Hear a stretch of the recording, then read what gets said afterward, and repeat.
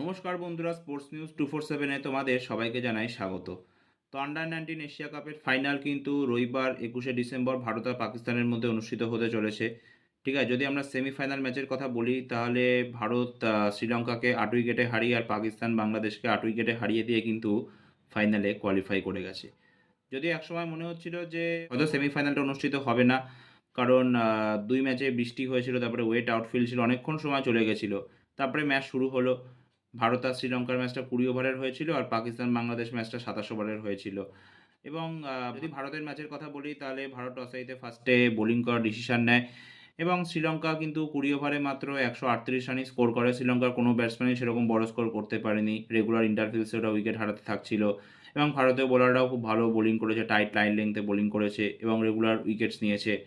তো যাই হোক, ভারতের সামনে 139 রান টার্গেট থাকে, কিন্তু ভারতের শুরুটা কিন্তু ভালো হয়নি, কারণ আয়ুষ মাত্রে এবং বৈভব সূর্যবংশী দুজনেই জলদি আউট হয়ে যায়। আয়ুষ মাত্রে 7 রান করে আর বৈভব সূর্যবংশী কিন্তু 9 রান স্কোর করে আউট হয়ে যায়।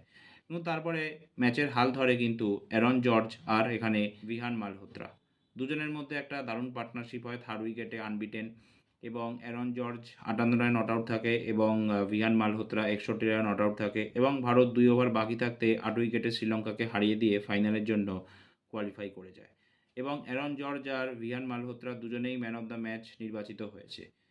এবার যদি আমরা পাকিস্তান বাংলাদেশ ম্যাচের কথা বলি তাহলে পাকিস্তান টসে জিতে ফার্স্টে বোলিং করার ডিসিশন নেয় এবং বাংলাদেশ কিন্তু প্রথম থেকেই পুরোপুরি চাপে ছিল, সেরকম ভালো খেলতে পারেনি। 26.3 ওভার ব্যাটিং করে 121 রানে অল আউট হয়ে যায়।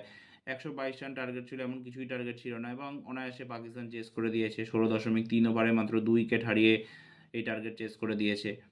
তো রবিবার ফাইনাল, দেখা যাক কে চ্যাম্পিয়ন হয়। আশা করি ভারত যেন চ্যাম্পিয়ন হতে পারে। যদিও আন্ডার 19 এশিয়া কাপে ভারত 8বার চ্যাম্পিয়ন হয়েছে, তারপরে বাংলাদেশ 2বার আর পাকিস্তান কিন্তু একবার চ্যাম্পিয়ন হয়েছে। ভারতের সাথে যুগ্ম বিজয়ী হয়েছিল 2012-র যে আন্ডার 19 এশিয়া কাপটা হয়েছিল। আর 2017 আন্ডার 19 এশিয়া কাপে আফগানিস্তান পাকিস্তানকে ফাইনালে হারিয়ে দিয়েছিল। তো দেখা যাক ভারতের পারফরমেন্স কেমন হয়, ফাইনালে পাকিস্তানকে আবারও হারাতে পারে কিনা।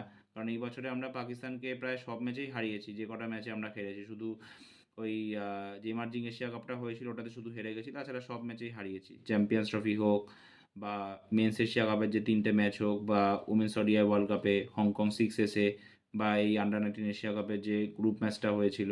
তো এই ভিডিওটা এতটাই। ভালো লাগলে প্লিজ ভিডিওটা লাইক শেয়ার আর চ্যানেলটা সাবস্ক্রাইব করতে ভুলবে না। ভিডিওটা কেমন লাগলো প্লিজ কমেন্ট করতে ভুলবে না। তোমাদের রায় কিন্তু কমেন্ট সেকশনে জানাতে ভুলবে না।